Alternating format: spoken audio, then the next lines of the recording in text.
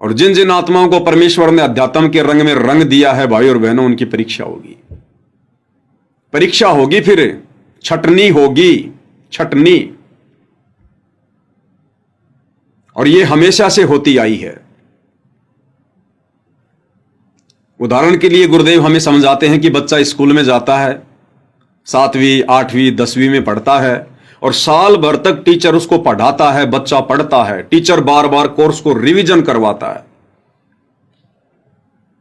और साल के अंत में फिर उसका एग्जाम लिया जाता, उसकी परीक्षा ली जाती है कि मैंने जो पढ़ाया है उस पर इसने अमल किया या नहीं किया, ये भविष्य में सफल होने के योग्य है या नहीं है। फिर टीचर उसकी परीक्षा लेता है। ठीक इसी प्रकार यह अध्यात्म है। परमेश्वर रामपाल जी का सतभक्ति मार्ग हमारी स्कूल है। गुरुदेव भगवान हमारे टीचर हैं, हम उनके स्टूडेंट हैं। और सन 1994 से 2014 तक गुरुदेव भगवान ने दिन रात एक किए ये कोर्स पूरा करवाने के लिए। बार बार गुरुदेव ने इस कोर्स को रिवीजन भी किया, बार बार रिवीजन किया। और 2014 से हमारी लंबी परीक्षा चल रही है। देखो, स्कूल में बच्चा 1 साल तक पढ़ाई करता है तो उसकी परीक्षा 10-12 दिनों में पूरी हो जाती है। हमें परमेश्वर ने 20 साल तक पढ़ाई करवाई है, 1994 से 2014 तक, तो हमारी परीक्षा भी 8-10 साल लंबी चल रही है। तो अब परमेश्वर चेक करेंगे, और वर्तमान में अपने मिशन के तहत इस हार जेल में बैठकर परमेश्वर चेक कर रहे हैं कि कितनी आत्माएं सतलोक के लिए योग्य हुई हैं और कितनी अभी अयोग्य हैं। किन किन आत्माओं का यही मनुष्य जन्म अंतिम होगा और किन किन आत्माओं को अभी और बहुत से मनुष्य जन्म धारण करने पड़ेंगे। तो परमेश्वर रह रहकर हमारी परीक्षा लेंगे। और परीक्षा का प्रारूप भाई और बहनों कोई भी हो सकता है। सबकी परीक्षा एक जैसी नहीं होगी, और समय अनुसार परमात्मा परीक्षा का प्रारूप भी चेंज करते हैं। सतयुग में परमेश्वर ने ना जाने क्या तरीका अपनाकर जिन जिन आत्माओं को अपनी शरण में लिया उनकी परीक्षा ली। फिर त्रेता युग में परमेश्वर जब मुनिंद्र ऋषि के रूप में आए तब भी उन्होंने सबकी परीक्षा ली, कारण चाहे कुछ भी बनाया हो। फिर द्वापर में भी, और कलयुग की प्रथम पीढ़ी में परमात्मा जब कबीर नाम से आए, अपने वैदिक नाम से आए, तब भी परमेश्वर ने अपने 64 लाख भक्तों की परीक्षा ली। रविदास जी को और गणिका बहन को निमित्त बनाया। एक हाथी पर परमात्मा बैठे, हम सबको पता है इस राम कहानी का, और किस प्रकार 64 के 64 लाख हम फैल हो गए। अब धरती पर वही कबीर परमात्मा है, वही उनका मार्ग है, वही उनका मिशन है। तो परीक्षा तो आज भी होगी भाई और बहनों। जहां जहां गुरु शिष्य का नाता होता है वहां परीक्षा होती है। और 2014 से ये हमारी परीक्षा चल रही है। और इस परीक्षा के लिए परमेश्वर ने एक तरफ सतलोक आश्रम मैनेजमेंट हरियाणा को निमित्त बना रखा है, दूसरी तरफ भाई बहनों को इस परीक्षा के काल में समझाने के लिए। देखो, ये बड़े दयालु परमात्मा है, बड़े दयालु परमात्मा है ये। परीक्षा के समय टीचर नकल नहीं करवाएगा, टीचर कोई मदद नहीं करेगा, टीचर हेल्प नहीं करेगा। लेकिन अगर बच्चे आपस में नकल कर रहे हों तो कई बार टीचर अनदेखा कर देता है कि कोई बात नहीं, नालायक हैं, कम से कम पास तो हो जाएंगे, ये सोचकर टीचर नीची गर्दन कर लेता है और अपना इधर उधर देखता रहता है। लेकिन स्वयं नकल नहीं करवाएगा, स्वयं किसी प्रकार की चिटिंग नहीं करवाएगा। तो निमित्त बना रखा है इस परीक्षा के लिए, पूरी संगत की परीक्षा के लिए सतलोक आश्रम मैनेजमेंट हरियाणा को निमित्त बने हुए हैं गुरुदेव के बेटा बेटी भाई बंधु रिश्तेदार, ये कोऑर्डिनेटर, हमेशा गुरुदेव भगवान के साथ आश्रम में रहने वाले बड़े बड़े परम भगत।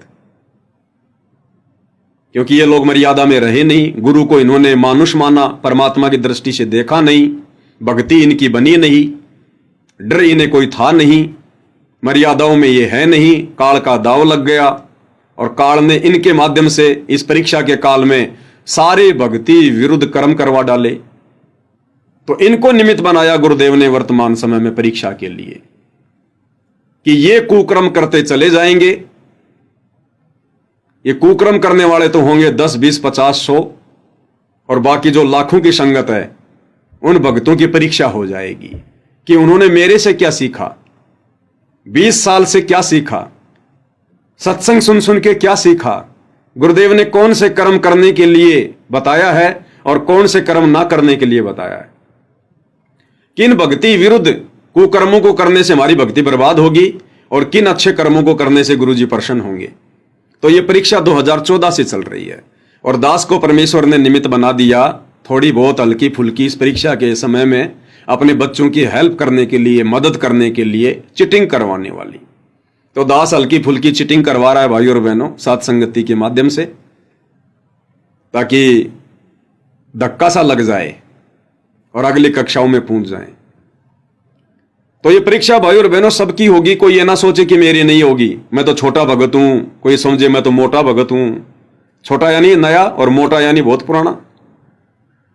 ये सबकी परीक्षा होगी और कहीं भी ले लेगा परमात्मा, आपके घर में आपकी परीक्षा ले लेगा। मुख्य परीक्षा तो हो ही रही है आश्रम वालों के माध्यम से, छोटी मोटी परीक्षा परमात्मा हमारी लेता रहेगा। घर में लड़ाई झगड़े, जिन्होंने नाम नहीं ले रखा वो मार पिटाई करेंगे, गंदी गंदी गालियां निकालेंगे। कोई अपनी पत्नी को छोड़ने की धमकी देगा, कोई अपने पति को छोड़ने की धमकी देगी कि या तो इस घर में मैं रहूंगी या फिर बाबा रामपाल की भक्ति रहेगी।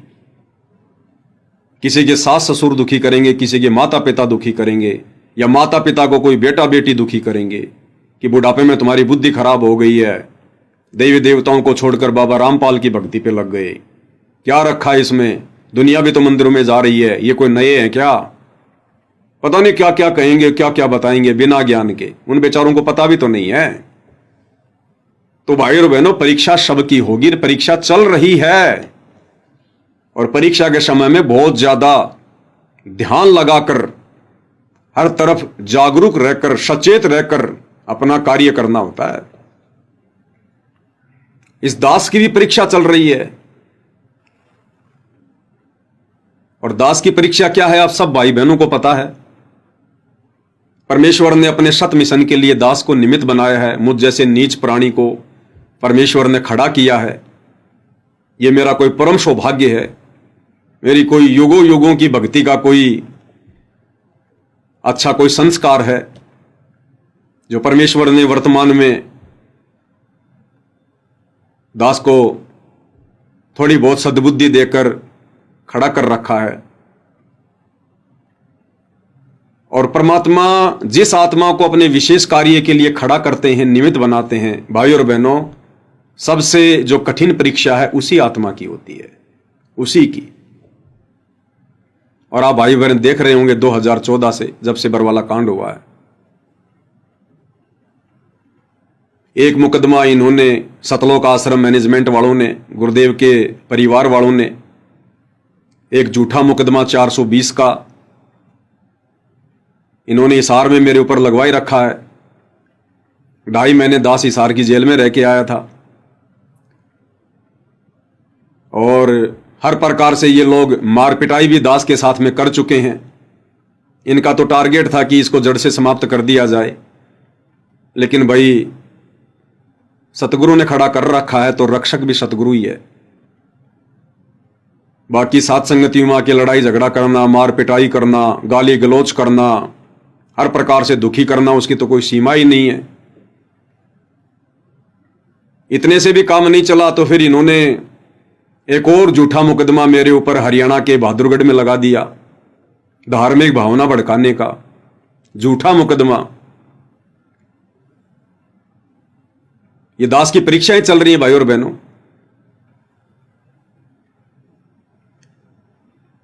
और 12 अगस्त 2025 को किस प्रकार से इन लोगों ने हिसार में मेरे साथ में मारपीट करने का, एक लड़की के साथ में छेड़छाड़ करने का, झूठा आरोप लगाने का जो षड्यंत्र इन्होंने जो रचा था, तो दास तो इनके षड्यंत्र में नहीं फंस पाया, परमात्मा ने दया बख्शी।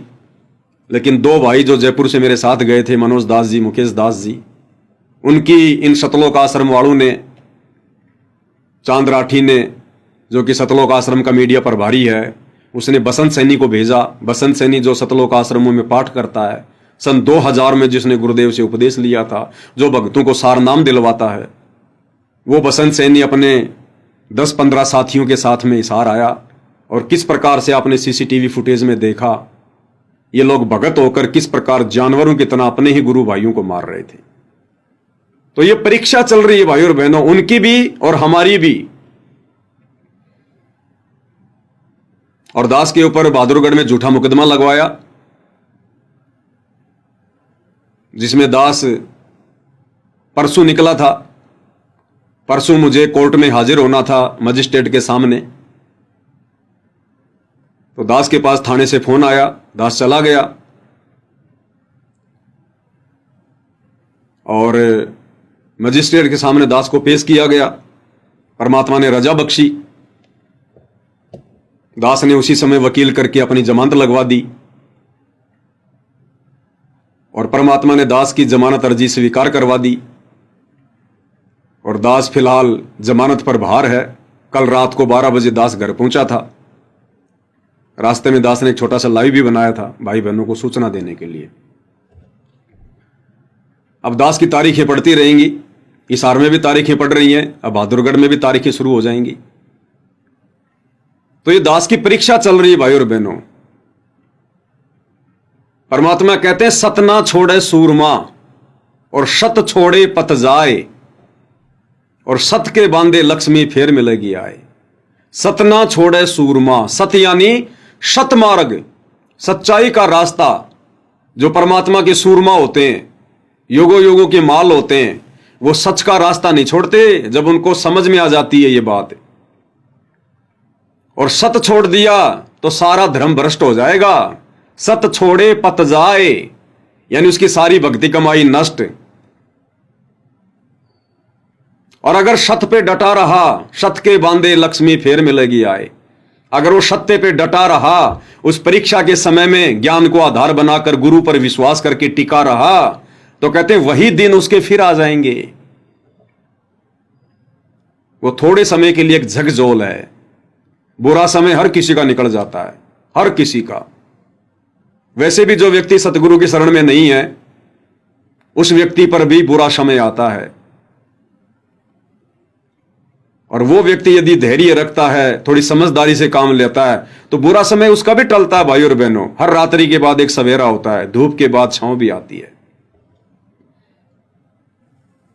तो ये परीक्षा चल रही है।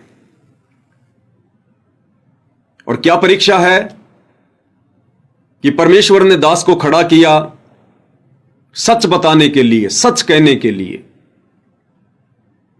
और काल क्या चाहता है कि तू सच कहना छोड़ दे, तू सच का ठेकेदार मत बन, तू बैठ जा चुपचाप, नहीं तो ठीक नहीं रहेगा। तेरी शात बोल दे रही है। शात बोल देना यानी तेरे उल्टे दिन शुरू हो रहे हैं।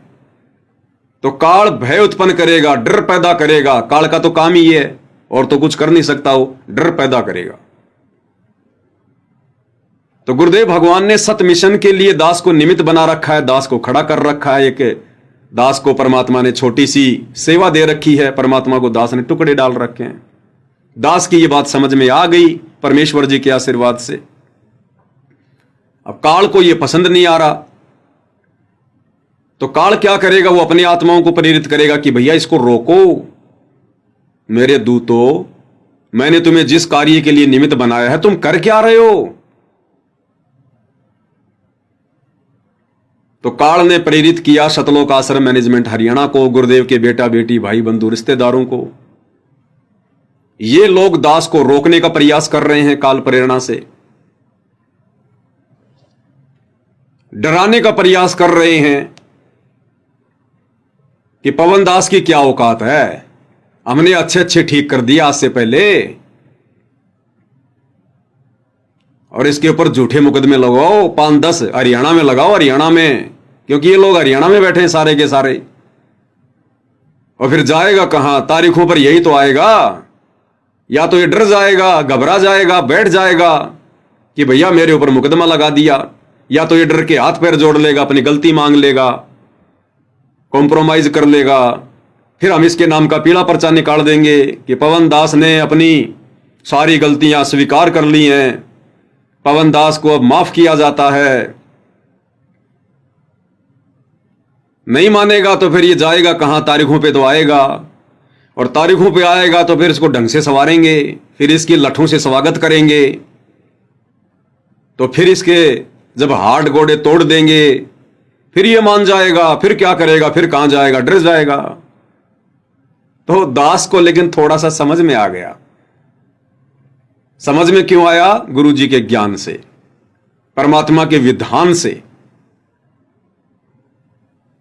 कि भाई ये परीक्षा चल रही है, पवन दास तेरी परीक्षा चल रही है, और इस परीक्षा के समय में तूने गुरु जी के उपदेशों पे चलना पड़ेगा, गुरु जी की गाइडलाइन के अनुसार चलना पड़ेगा। अगर परीक्षा में सफल होना है तो, तुझे पास होना है तो, नहीं तो तेरा जन्म बर्बाद है। ये परमात्मा फिर ये नहीं देखेगा कि ये इतनी सेवा करता था, यानी मेरी तो औकात कहां है, परमात्मा करवा रहे हैं, या ये ऐसा भगत था, दूसरों को समझाया करता था, इसने इतने दुख उठाए, इतनी तकलीफें उठाई, साथ में इसका परिवार भी बेचारा दर दर की ठोकरें खाता फिर रहा था। ये चीजें नहीं देखता परमात्मा फिर। हां, उस सेवा के बदले में, संघर्ष के बदले में भगवान ना जाने फिर राजा बना देगा, महाराजा बना देगा, देवता बना देगा, सेठ बना देगा, लेकिन मोक्ष नहीं देगा। मोक्ष तो उसी समय देगा जब उसकी प्रत्येक गाइडलाइन पर हम अंतिम श्वास तक खरे उतरेंगे, जो विधान उन्होंने अपना बना के छोड़ दिया।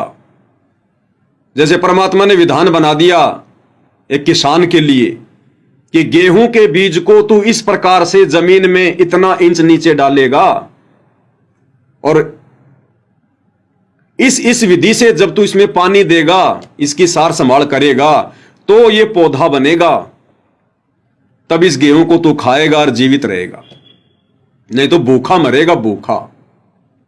तो किसान ने वैसा ही करना पड़ता है, उसको जमीन में ही बीज ने डालना पड़ता है। वो गेहूं का बीज या फिर वो अन्य कोई बीज उसने जमीन में ही डालना पड़ेगा। उस बीज के थैले को अगर वो किसान किसी पेड़ से जाकर टांग दे, किसी पेड़ के ऊपर रख दे और सोचे कि मेरे खेत में गेहूं की फसल हो जाएगी, जिंदगी में नहीं होगी। उसने परमेश्वर के द्वारा जो गाइडलाइन बनाई गई है उसके अनुसार कार्य करना पड़ेगा। इसी प्रकार भक्ति मार्ग की जो गाइडलाइन गुरुदेव भगवान ने बना दी, जो नियम, जो मर्यादा, जो फॉर्मूले हमें बता दिए, हमने उन फॉर्मूलों के ऊपर अंतिम श्वास तक अमल करना पड़ेगा, चलना पड़ेगा, वैसी भक्ति करनी पड़ेगी, तब हम ये भक्ति रूपी फसल तैयार करेंगे, हमारा मोक्ष होगा, नहीं तो नहीं होगा। तो ये दास की परीक्षा कि भैया संकट तो आएंगे, ये तो काल का लोक है, और काल के लोक में यदि कोई सच कहेगा, कोई सच का साथ देगा, तो भैया उसके साथ वो सब कुछ वैसा ही घटित होगा जैसा यहां हमारे पूज्य गुरुदेव भगवान के साथ में घटित हो रहा है। क्योंकि परमेश्वर ने एक सत्य पुरुष की भूमिका की है, सच कहने वाले व्यक्ति की भूमिका की है, सत्संग करने की भूमिका की है, आत्माओं को सतमार्ग दिखाने की भूमिका की है, कर रहे हैं। और काल के विधान अनुसार यदि यहां कोई सत बोलेगा तो काल को पसंद नहीं है। सच यहां ब्रह्मा विष्णु महेश भी नहीं कह सकते, काल उनसे भी नाराज हो जाता है। तो बताओ फिर आम प्राणियों की क्या औकात, क्या बिसात। तो सच कहने वाले के साथ में यहां पर ऐसा ही होगा। तो दास को ये बातें धीरे धीरे गुरुदेव के आशीर्वाद से समझ में आती गई, और हिम्मत गुरुदेव के सत्संग सुनने से, गुरुदेव की भक्ति करने से, मर्यादाओं में रहने से फिर दास को हिम्मत मिलती रही और मिल रही है, गुरुदेव का आशीर्वाद मिल रहा है, तो दास ये संघर्ष कर पा रहा है। नहीं तो मेरी क्या औकात भाई और बहनों, एक ही तालाब में मछली भी है और मगरमच्छ भी है, और वो मछली कभी मगरमच्छ का सामना कर सकती है क्या? कभी नहीं कर सकती। तो दास तो एक मछली है, मछली, और दूसरी तरफ ये सतलोक आश्रम वाले, ये भाई और बहनों मगरमच्छ हैं काल के। लेकिन यह सतगुरु की दया, सतगुरु का आशीर्वाद, सतगुरु की मेहर और मर्यादित भक्ति का प्रतिफल। तो इन्होंने सोचा ये डर जाएगा, बैठ जाएगा और हमारा ये काला साम्राज्य काल प्रेरणा से मर्यादा तुड़वाकर आत्माओं को काल की गोद में बैठाने का इसी प्रकार से अनवरत चलता रहेगा। अब ये चले ना चले ये तो इनकी सोच है, लेकिन दास ने तो वो करना है इस परीक्षा के समय में जो पूज्य गुरुदेव भगवान ने मुझे बताया, जो मुझे सिखाया, हम सबको सत्संगों में बताया। तो दास की हिसार कोर्ट में भी तारीखें पड़ रही हैं। दास तो हिसार कोर्ट की तारीखों पर पिछले 2 साल से जा ही रहा है। 2.5 महीने की जेल भी दास जो है काट के आया है, मुकदमा भी चल ही रहा है और इन्होंने एक नया झूठा मुकदमा बहादुरगढ़ में और लगा दिया। अब उस पर भी मुझे तारीखों पर जाना है, जाएगा दास। तो ये मेरी परीक्षा, और इस परीक्षा के समय में बहुत सारी गाइडलाइन, हिसार में मारपीट होना वो भी दास की परीक्षा, इससे पहले मेरी मारपीट होना वो भी मेरी परीक्षा। और परीक्षा क्या? ये भक्ति बोध पुस्तक जो पूज्य गुरुदेव भगवान ने हम सबको दे रखी है, ये दास ने थोड़ी बड़ी साइज में छपवाई है। इसमें मोटे अक्षर हैं क्योंकि बहुत सारे जो बुजुर्ग भाई बहन हैं उनको देखने में दिक्कत होती थी, इसलिए परमात्मा ने प्रेरणा की तो दास ने ये मोटे अक्षर वाली बड़ी भक्ति बोध सभी आत्माओं के लिए छपवाई है, भाई बहनों को भेज दी गई है ये। तो परीक्षा टीचर उतनी लेगा जितना टीचर ने हमें पढ़ाया है, उससे बाहर टीचर परीक्षा नहीं लेगा। टीचर को पता है कि उससे बाहर बच्चा क्या लिखेगा ये। तो गुरुदेव हमें सुबह सुबह नित्य नियम पढ़ाते हैं। नित्य नियम क्यों पढ़ा रहे हैं? परीक्षा के लिए, कि भैया जब समय आएगा तो तुमने परीक्षा भी देनी पड़ेगी।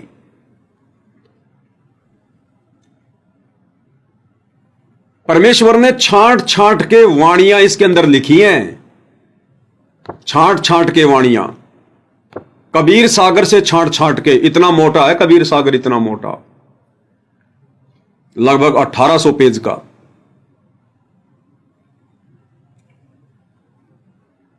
उसमें से छांट छांट के वाणियां इसमें लिखी हैं। कबीर जी के दोहे, कबीर जी की वाणियां, कबीर जी के उपदेश, साथ में आदरणीय गरीबदास जी का सदग्रंथ साहिब कबीर सागर से भी ज्यादा मोटा, 24,000 वाणियां हैं। चारों वेदों को मिलाकर जितने श्लोक हैं उससे भी कहीं ज्यादा वाणियां आदरणीय गरीबदास जी के सदग्रंथ साहिब में। चारों वेदों में तो परमात्मा ने केवल 20,379 ही बताए मंत्र, और आदरणीय गरीबदास जी के सदग्रंथ साहिब में 24,000 मंत्र हैं, 24,000 वाणियां। उसमें से भी छांट छांट के इसमें परमेश्वर ने वाणियां लिखी हैं। क्यों लिखी भाई? क्यों लिखी? इनमें जो जो वाणियां उपदेशात्मक हैं और जो आदेशात्मक हैं, हमने प्रत्येक वाणियों को जिनका हम पाठ कर रहे हैं रोजाना, चाहे नित्य नियम के रूप में करें, चाहे रमेणी के रूप में करें, चाहे संध्या आरती के रूप में करें, इनमें से प्रत्येक वाणियों को भाई और बहनों हमने अपने ऊपर लागू करना पड़ेगा। प्रत्येक वाणी की परमात्मा परीक्षा लेंगे, प्रत्येक वाणी की। अगर एक भी वाणी पे हमने अमल नहीं किया, एक भी वाणी पर, हम मोक्ष प्राप्त नहीं कर सकते। ये हमारा सिलेबस है, ये पाठ्यक्रम है हमारा पाठ्यक्रम। इसमें परमात्मा कहीं से भी हमारी परीक्षा ले लेगा, किसी भी वाणी पे, कि मेरी इस वाणी के ऊपर ये आत्मा अमल कर रही है या नहीं कर रही है। तो हमारी परीक्षा 12 अगस्त 2025 को जो मारपीट की आश्रम वालों ने उन 2 भाइयों के साथ, उनकी भी परीक्षा कौन सी वाणी? कबीर जो तो को काटा बोवे ताको बो तू फूल, और तोहे फूल के फूल हैं वाको हैं त्रिशूल। इस वाणी की परीक्षा थी कि उन्होंने तो अपना कार्य जो करना था वो कर दिया। वो तो ना गुरु की आज्ञा मानते, ना कोई उनका कोई उपदेश मानते, वो तो काल प्रेरित हैं आश्रम वाले। उन्होंने जो करना था वो कर दिया अपना, काल ने जो करवाना था वो कर दिया, मार पिटाई उन्होंने कर दी। लेकिन हमारी परीक्षा गुरुदेव के पाठ्यक्रम के अनुसार कि जो तो को काटा बोवे यानी जो तेरे साथ में बुरा व्यवहार करे, तेरे साथ में मार पिटाई करे, गाली गलौज करे, दुर्व्यवहार करे, ताको बोतू फूल, तो आपने उसके जैसा व्यवहार बिल्कुल भी नहीं दोहराना, बिल्कुल भी। मन कर्म वचन से आपने नहीं दोहराना। यानी वो लोग थे 10-15 और मुकेश और मनोज खाली 2 थे।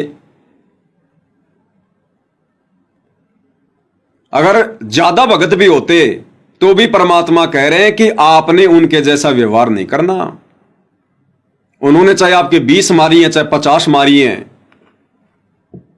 आपने एक भी नहीं मारनी। एक भी मारने के मकसद से यदि आपने हाथ भी उठा दिया और मारा नहीं, यदि आपने मारने के मकसद से हाथ उठा दिया उसी समय जोश में होश खोके, और भले उसी समय आपको याद आ गया कि नहीं नहीं नहीं मारना नहीं है, गुरुजी का आदेश नहीं है, तो भी आप जी उस परीक्षा में फेल हो गए। हमारा हाथ भी कैसे उठ गया अपने भाइयों की तरफ, परमात्मा की आत्माओं की तरफ। भले वो दुष्टता पर उतरे हुए आश्रम वाले, लेकिन है तो हमारे भाई। हम एक ही गुरु से उपदेशी हैं, है तो हमारे गुरु भाई। तो अपने भाइयों की तरफ हमारा हाथ भी कैसे उठ जाएगा? परमात्मा का विधान टूट जाएगा। हम इस वाणी के अनुसार फेल हो जाएंगे कि जो तोकू काटा बोवे वाको बोतू फूल, कि फिर भी तूने उसके अच्छे की कामना करनी है। हाथ उठाना दूर, तूने अपने मन में भी नहीं सोचना कि भगवान वो क्यों नहीं मर रहा, उसका एक्सीडेंट क्यों नहीं हो जाता, ये लोग हमें इतना दुखी कर रहे हैं, भगवान ये कब मरेंगे, इनके उल्टे दिन कब आएंगे। हमने ये भी नहीं सोचना उस भाव से, शत्रु वाले भाव से।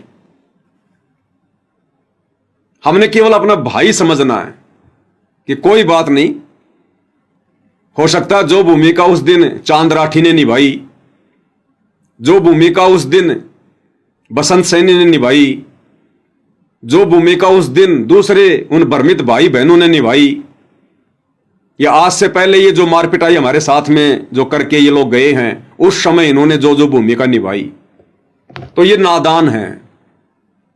उम्र में भले हमसे बड़े हैं, नाम दीक्षा भले इन्होंने 20-20 साल से ले रखी है, लेकिन फिर भी अध्यात्म में अभी ये बालक हैं, ये नादान हैं, मंदबुद्धि हैं अभी। और हमने तो गुरुदेव के वचन पे चलना है, इन वाणियों पे चलना है, वाणियों पर खरा उतरना हमने कि जो तो को काटा बोवे वाको बोतू फूल, तो हे फूल के फूल हैं। जब वो परिणाम का दिन आएगा तो परमात्मा कह रहे हैं कि तो हे फूल के फूल हैं, यानी तुझे तेरी उस करनी का जो तूने धैर्य धारण किया, तुझे उसका फल मिलेगा।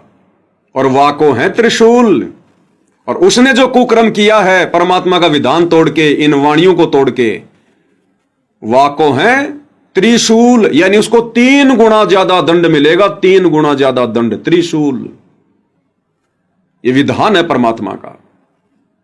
वो गालियां निकाल रहे थे, लात घूंसों से मार रहे थे, लेकिन परमेश्वर ने अपनी एक वाणी के अनुसार हमारी परीक्षा ले ली कि गाली ही से उपजय कलह कष्ट और मीच, और हार चले सो साधु है और लागी मरे सो नीच। भले वो हमें मार रहे हैं, पीट रहे हैं, गालियां निकाल रहे हैं, लेकिन हमने परमात्मा के विधान के अनुसार चलना पड़ेगा कि गाली ही से उपजय कलह कष्ट और मीच। उन्होंने तो कर दिया वो काम, अब तुम भी अगर गाली दोगे, उल्टा हाथ करोगे, तो वो तो फुल मूड में है, उसके सिर पर तो काल बैठा है, वो 10 और मारेगा। तू 1 गाली देगा, वो 10 गालियां देगा। और दूसरी तरफ फिर क्या होगा, उसने 10 गालियां दी, उसने तेरे को 10 बार उसने तेरी पिटाई करी, मार पिटाई करी, मारा तेरे को, और तूने अगर 1 भी गाली दे दी, 1 बार भी अगर हाथ उठा दिया, तो परमात्मा की वाणी का उल्लंघन हो जाएगा, परमात्मा का विधान टूट जाएगा कि गाली ही से उपजय कलह कष्ट और मीच। यदि हमने गाली दे दी, एक हाथ उठा दिया, विधान टूट गया। विधान टूट गए तो फिर क्या होगा? फिर गुरुजी हमारी सूक्ष्म रूप में जो रक्षा करते हैं फिर वो नहीं करेंगे, क्योंकि गुरुजी का विधान सबके लिए समान है। ये परमात्मा पक्ष और विपक्ष से दूर निष्पक्ष है। आपने चाहे लाख काम अच्छे कर रखें और एक काम में यदि आपने गलती कर दी, विधान तोड़ दिया, आपको उस गलत का भी परिणाम भुगतना पड़ेगा। परमात्मा ये नहीं देखेंगे कि इसने 100 काम अच्छे कर रखे हैं, एक ही तो काम गलत हुआ है। 100 अच्छे किए हैं तो परमात्मा 100 का अच्छा फल भी देगा, और एक यदि गलत कर दिया तो उसका परिणाम भी भोगना पड़ेगा। इसको कहते हैं निष्पक्ष परमात्मा, सत्वादी परमात्मा। तो गाली ही से उपजे कलह कष्ट और मीच, हार चले सो साधु है लागे मरे सो नीच। अगर हमने गालियां खा ली, नीची गर्दन करके निकल गए, हमने मार पिटाई खा ली, सहन कर लिया, नीची गर्दन करके निकल गए, अपना बचाव कर लिया, भाग गए, तो हार चले सो साधु है। हम परमात्मा की नजरों में पक्के भगत बन गए, साधु बन गए हम। और लागे मरे सो नीच। और यदि हमने एक गाली का भी उल्टा जवाब दे दिया होता, एक बार भी हमने उन पे हाथ उठा दिया होता गुस्से में आकर, तो परमात्मा क्या कह रहे हैं? लागी मरे सो नीच। तो भाई और बहनों, हम नीच की श्रेणी में आ जाते, उस दिन नीच की श्रेणी में।